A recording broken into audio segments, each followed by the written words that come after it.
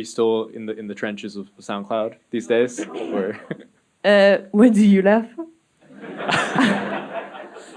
in Pitchfork editor Anna Gott says, excellent cover story on Oklou. Anna described Chokanov as, quote, an enchanted forest of haptic feedback, a mirror where we observe Mayniel's character confronting dilemmas that await her on the road to destiny. It's one of my albums of the year. It's probably one of yours. And I'm so happy to welcome the artist behind it, Pitchfork's new cover star, Oklou.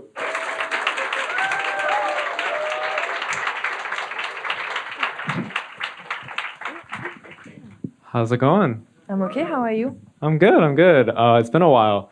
How's tour been so far? You're on tour right now. It's been great. I've done 2 shows so far, and in Canada, which was really nice actually. Fall is magnificent, of course, but also I'm touring with the baby, so it's Oh my goodness, yeah. it's sports. What's it been like just juggling, being a new mother and touring all throughout the country?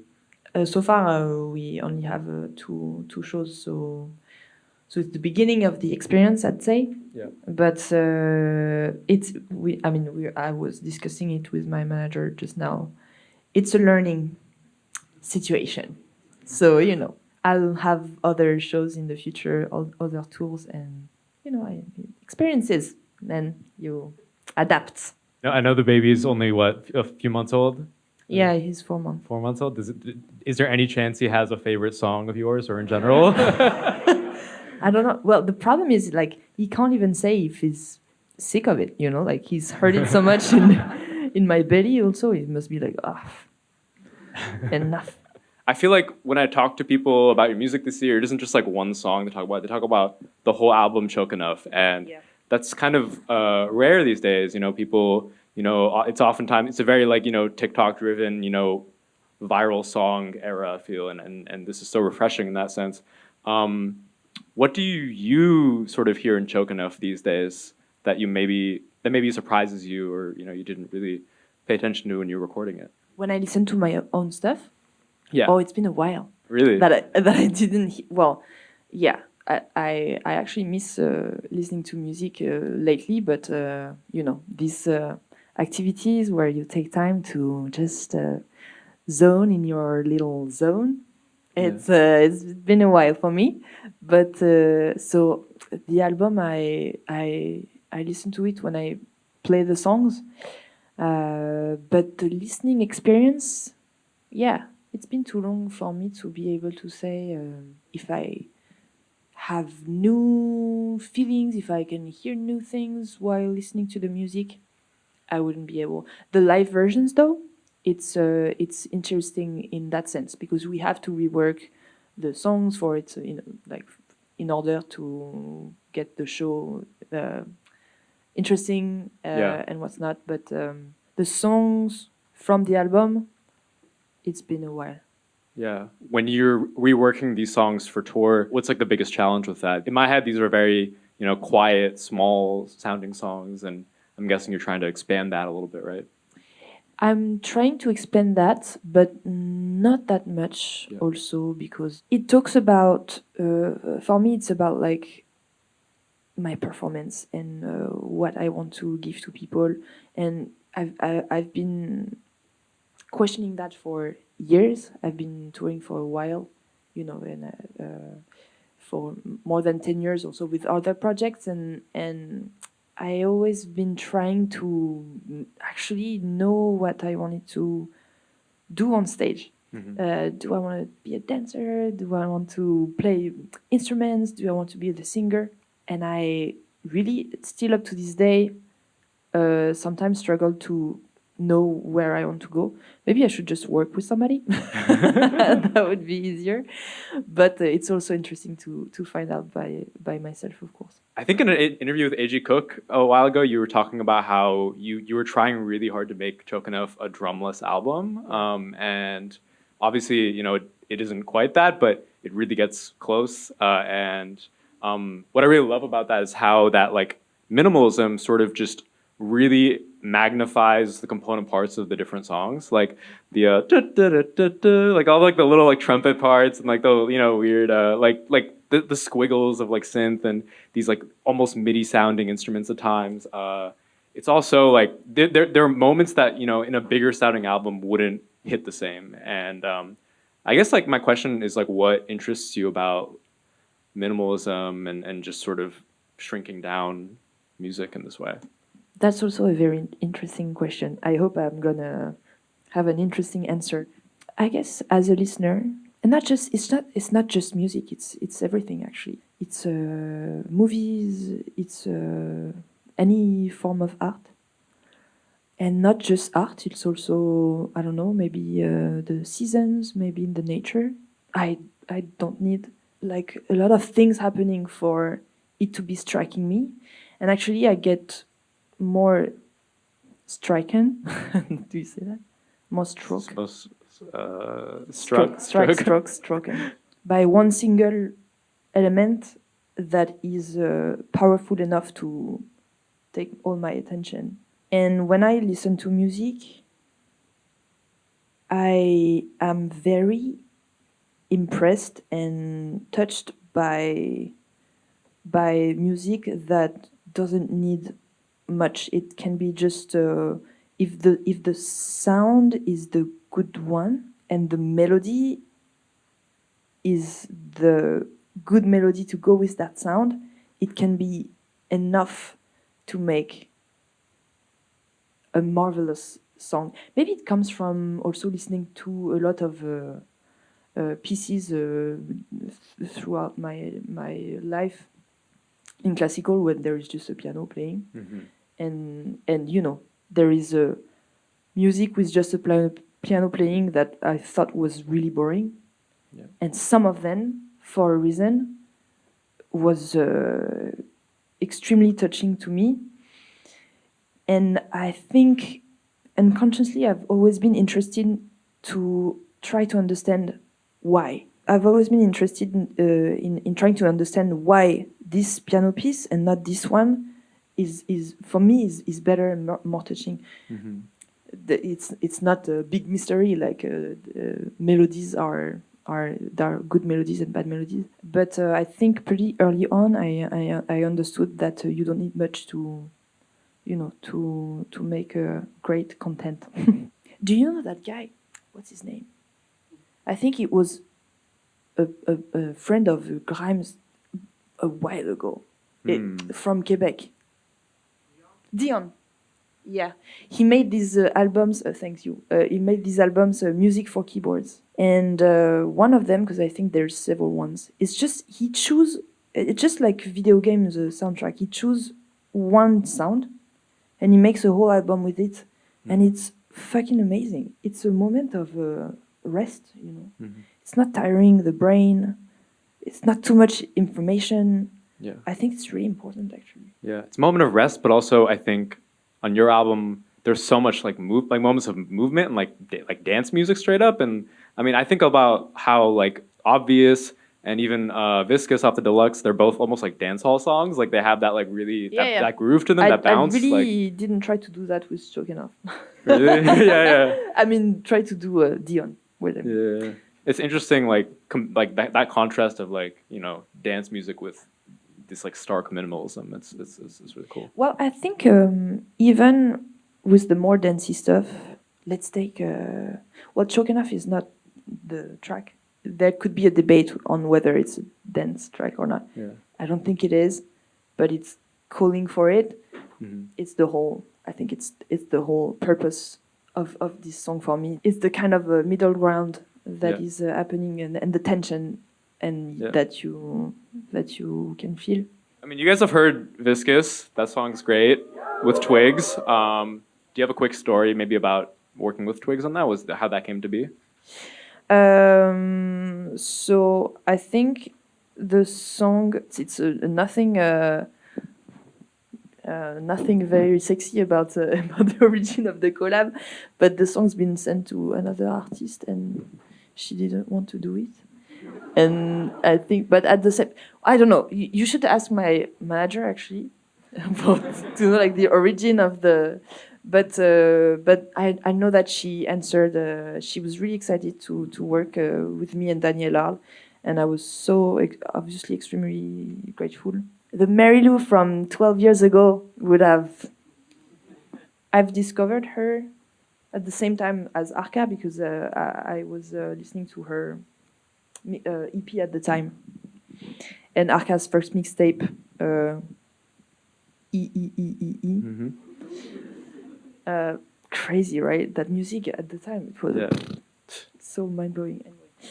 Anyway, and yeah. So anyway, I was really happy, and because I was very much in postpartum, I couldn't meet with her in the studio, but she recorded her part in London with Danny, and that's how we worked. But we were not in the studio together. But you did make the video happen though. That was sick. We did. Yeah. Yeah. Yeah. Great video. Amazing video.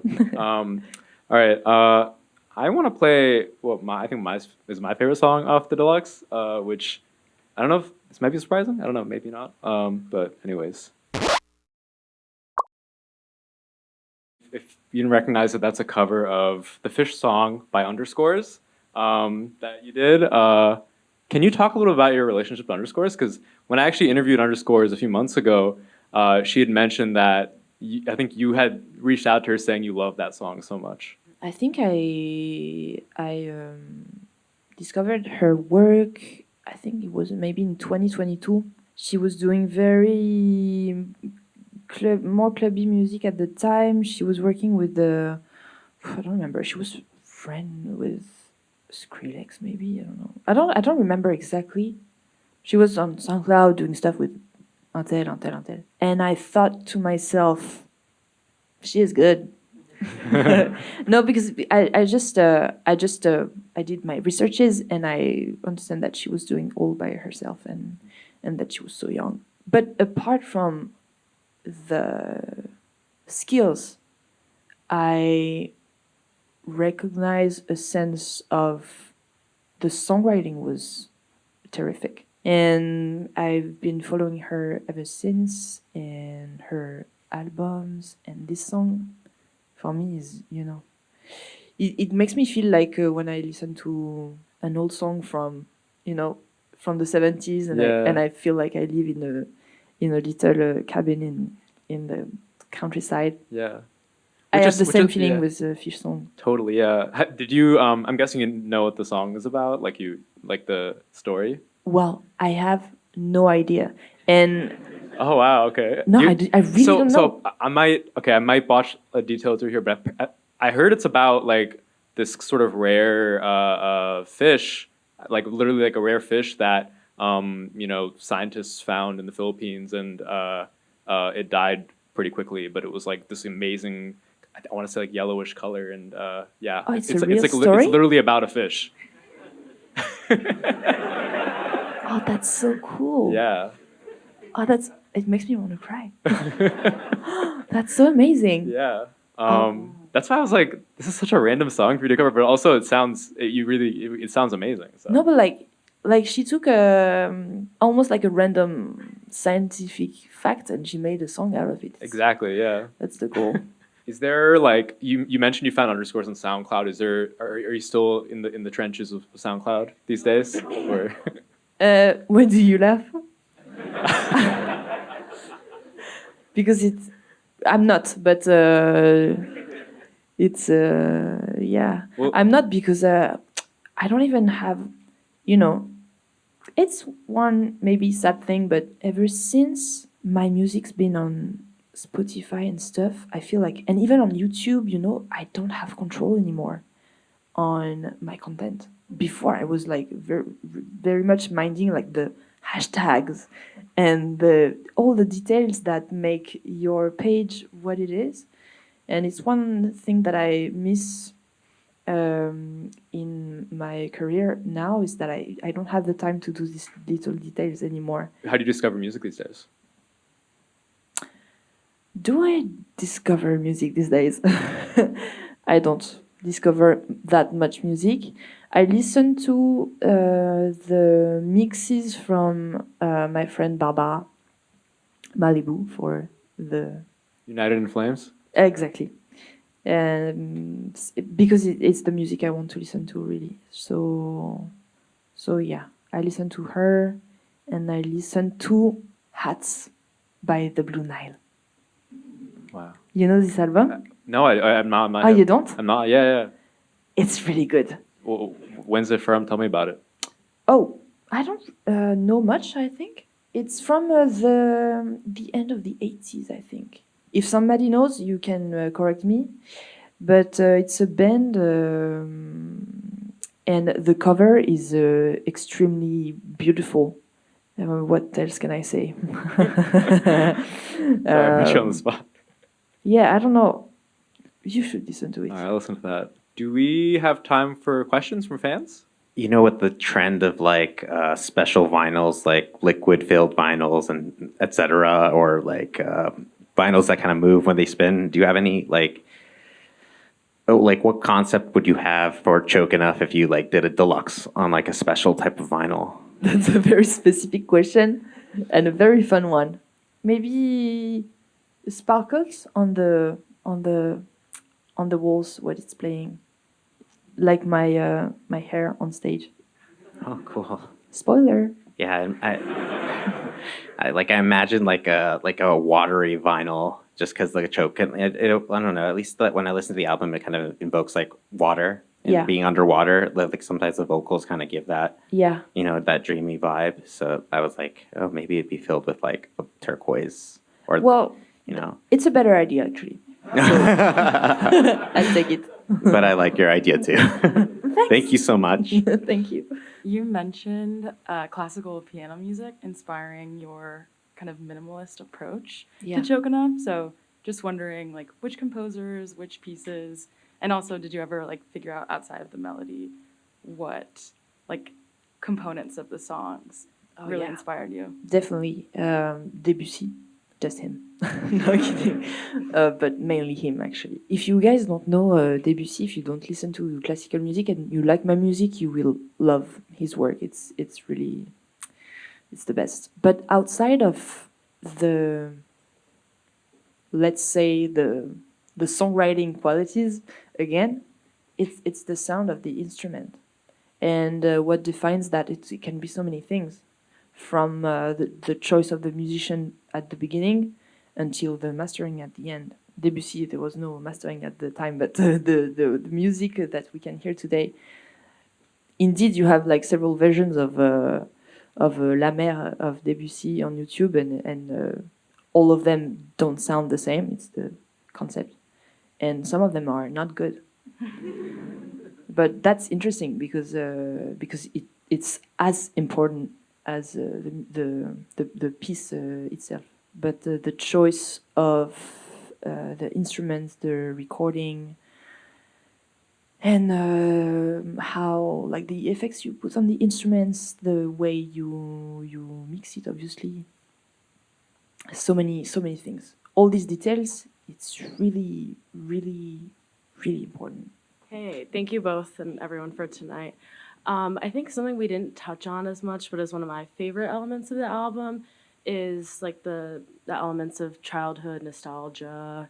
And my favorite track is ICT, but that also like permeates, I think, the whole rest of the album. So just kind of wondering what that's inspired by and how you were able to kind of embed that in the album. Yeah, that's pretty much it. ICT specifically, or the childhood.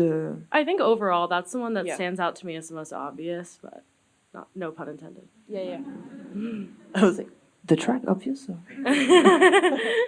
I think the childhood nostalgia is so always there with me that sometimes I'm trying. Maybe I'm wrong, but sometimes I'm like, okay, can you talk about something else maybe?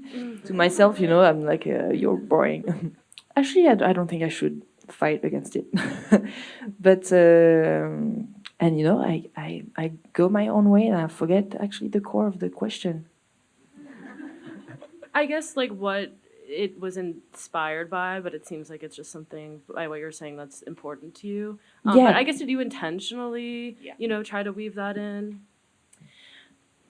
I think I'm just so interested in the way children are appreciating life just by looking at them now that I'm an adult, but also remembering my own head and freedom from this moment of my life, because I have a lot of memories from when I was really young.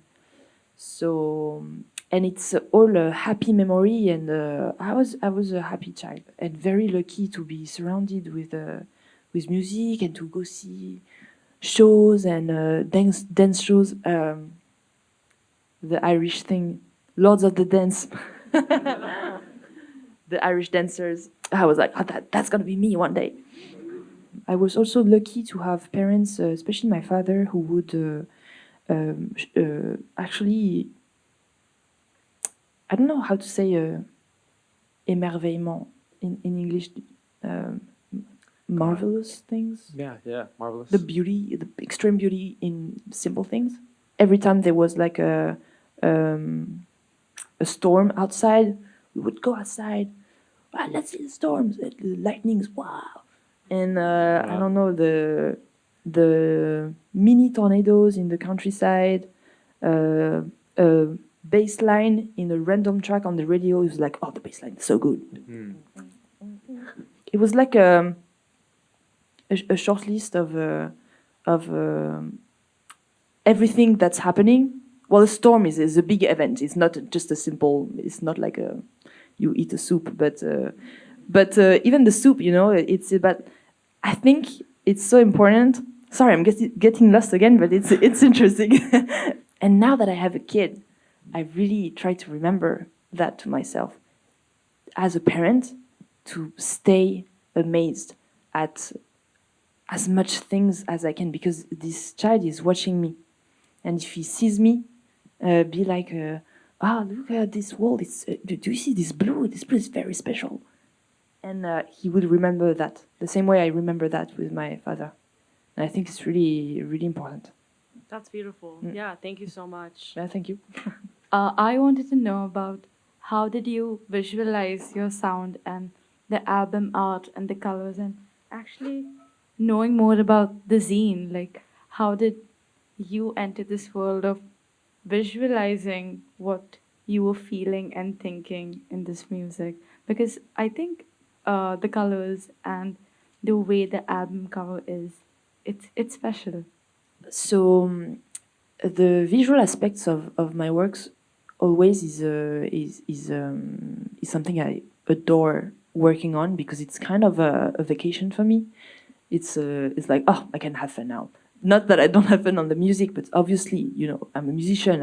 It needs to be good. Like, I have more pressure. I put more pressure on myself. The images, I don't know anything about it, so like I can say whatever to. I work with my partner actually for the creative direction. He's made the cover art and the first press pics, and also most of the videos, except Take Me by the Hand. I've been discussing with him about what I would see in my head, my few references as images. Oh, I like this, but I never try to conceptualize too much my inspirations, to make it make sense with the music, because that's one space that I wanted to be as free of thinking too much, actually, compared to the music aspects, which sometimes I think too much. When I talk about the visual elements, I'm never too explicit about it, because it was really spontaneous and not very conceptualized. But thanks to Gilles Garbi, who's been working on it, it all makes sense together, and I'm so happy. And he's an amazing artist who has, in my opinion, great taste, and was really able to transform our discussions into a nice body of work, and something that was really in the end making sense with the music, in my opinion, as well. So I'm very happy. I love the cover. Me too. I love my cover. I also have another question. I think the first time I discovered your music was through Lurk, the KCMQ made, and then the Lurk remixed, and then Family and Friends. So just that journey of how working with this other artist in 3 different versions of the same sound kind of made its journey to Family and Friends. Oh, that's interesting. That's funny that you link it to Family and Friends specifically, but I understand why. Casey, I met him in 2016, and we made at this music camp at the time that Red Bull was organizing. It was called RBMA. Like a writing camp or something? Yeah. Yes, Cool. pretty much, and with lectures and shows for 2 weeks. It was I don't know how they were paying for all that, but lots of money involved. Red Anyway. Bull, maybe. Red Bull. Yeah, I don't know. Shit. Capitalism. Yeah, so I met him there, and we actually made a track during that stay. And it's a track where it's the first track. What I was saying earlier about minimalism is the first track because I was so inspired by Dion, I'm sure. Like, I didn't know it by the time, but for me now it's obvious. I use one synth. And there's a bass line. I do the melody with my right hand, and I add layers of synths. It's just voices of instruments, like you would harmonize with your vocals, you know. Yeah. And it's the first time I do this, and I'm like, oh, I want to do that again in my life. And then we worked on that EP with Casey. I had Lurk in somewhere on my computer, and we decided to integrate it in the EP. But Lurk is the same thing. Bass line, right hand doing stuff, and then I add layers. Not too much because it didn't need that many layers actually. But Lurk is a great example, in my opinion. I was just jamming on my synths, and that sound came out. It's in Alchemy in Logic. If you make music, you open Alchemy, it's really easy to find the sound. It's really good sound, really fun. And you add a delay, simple one, and the sound was so good, and it inspired me the play. Lurk has been inspired by another track, Lorne, and they made a track called the video clip. It's girls they crash a car and they dance in like a diner. Acid Rain. Lurk, you listen. It's very much inspired by Acid Rain, and I did my own thing. But I say it because on SoundCloud someone was really mad. You copied Acid Rain. And actually, it's a bit true. So I said yes. Family and Friends for me is a bit different because there's so much more elements. You know, the production is very busy actually. There's a lot of things. I had to make choices, and I could have made more choices. I think Family and Friends, you know, I could put Galore in there too. The track, for those who know, God's Chariots as well. It's just these synth focused tracks that for me, the synth part, it's as important as the rest, and the vocals included, of course. For me, the synth is a voice, is even a language. It's that I do understand better than the words I use in the lyrics. For me, it talks as much and sometimes more.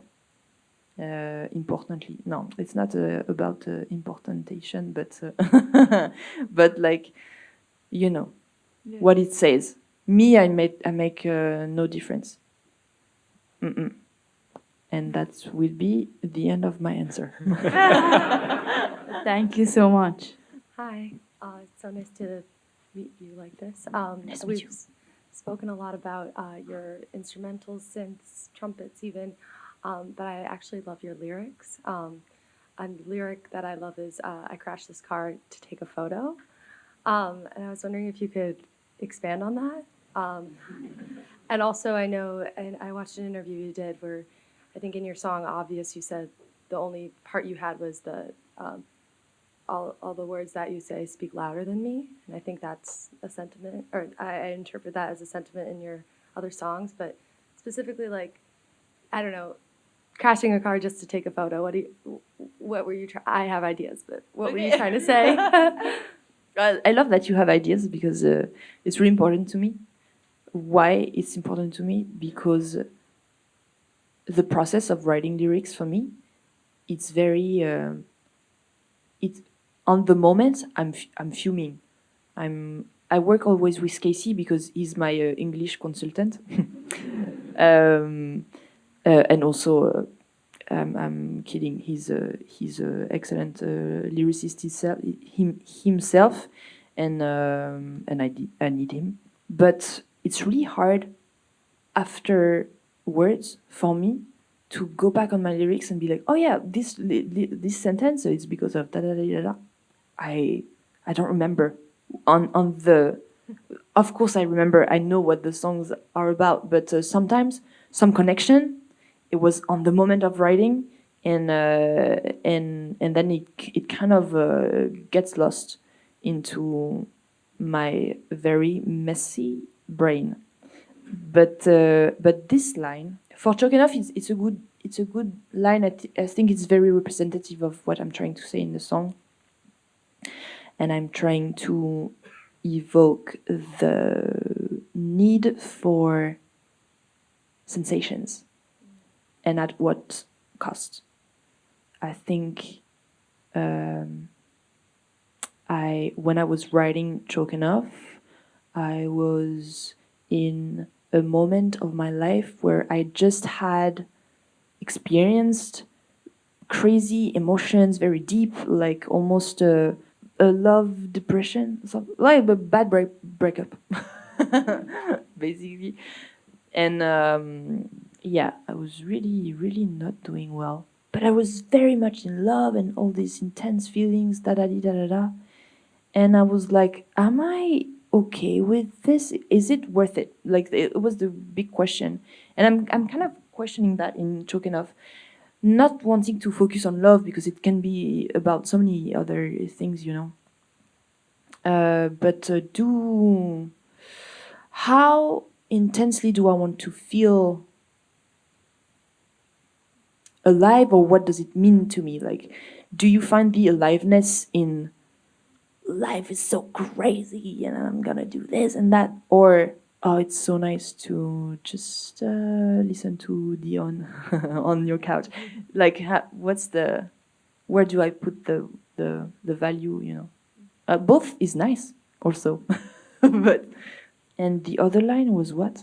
Oh, all the words that you say speak right. louder than me. Well, I wanted to talk about that one because it's a good one as well, because what I'm saying also, and what's been a struggle for me, what's always been a struggle for me, is words. So the reason why I have this appeal, what I was saying earlier about like the fact that for me, since not just things, but like a lot of elements in the music is a language that I do understand better, that I can express myself better with than words. I think in Speak Louder Than Me, it's what I'm saying, basically. I'm also mixing it with... I talk a little bit about people that talks too loud, and that sometimes I just... When there is a lot of noise around me, I don't bother talking. It's too much effort. So, you know, in the train when they make announcement, there is na. If the microphone is too loud, I need to stop everything I do, and I wait for it to pass. It's but for me it's almost like I wouldn't say painful, but it's annoying. So Speak Louder Than Me talks about my sometimes the inability to manage my relationship with my own language, actually, the human language, I mean, whether it's in French or in English, but especially in French. In English, it's not my mother tongue, so I don't speak English anyway. I can say, but I mean, not correct stuff. It's fine. I'm supposed to be good in French, So that's more annoying. Yeah, I think in the interview we did earlier this year, you had mentioned the reason why you don't write as much in French, like music, is it has to do with sort of the privilege you assign French versus English. Yeah. Can you maybe talk more about that a little? For me, French holds too much meaning. I don't feel like I have the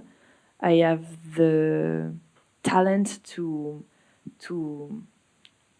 serve my own language, and also like I could try. I could really give in the efforts, and I think when you choose to write lyrics, you really need to do your best to do your best. But in English, I allow myself mentally to actually try the exercise, because I can find this zone where I don't judge myself too hard.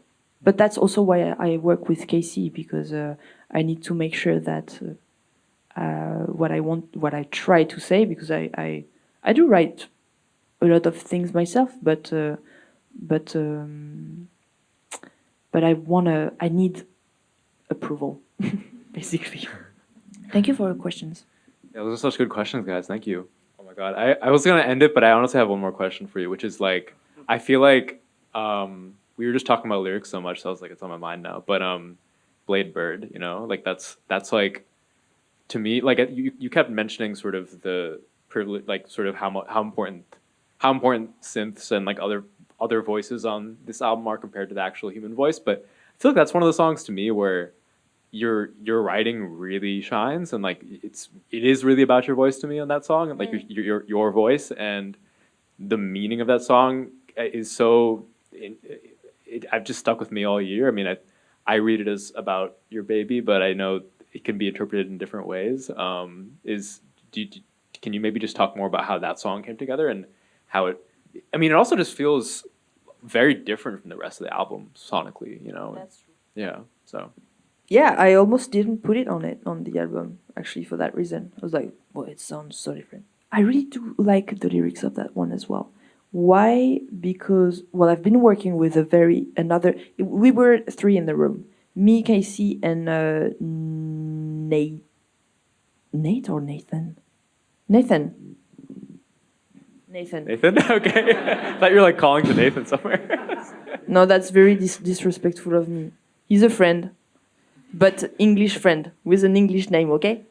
So, no, we made several sessions together. Nate, oh God. Nate Company. So, we started. I had this idea to use a poem, a Basque poem that I really like, which is called, I think, Choria Chori, something. It's in Basque, and I don't speak Basque, but. It's called A Bird is a Bird, and it's about the fact that you can love a bird, but you love a bird because it's a bird. But if you put it in a cage to keep it with you, it's not a bird anymore because it doesn't fly. So obviously it's an allegory of love and the fact that you cannot possess somebody you love, for instance. Can be because it's the way it's so free or whatever. But I thought it was really beautiful because it spoke to me on a personal level as well. And I decided to get inspired by this poem to write Bladebird, and I exposed this idea to Nate and Casey, and we started writing the lyrics. And that's it. That's it.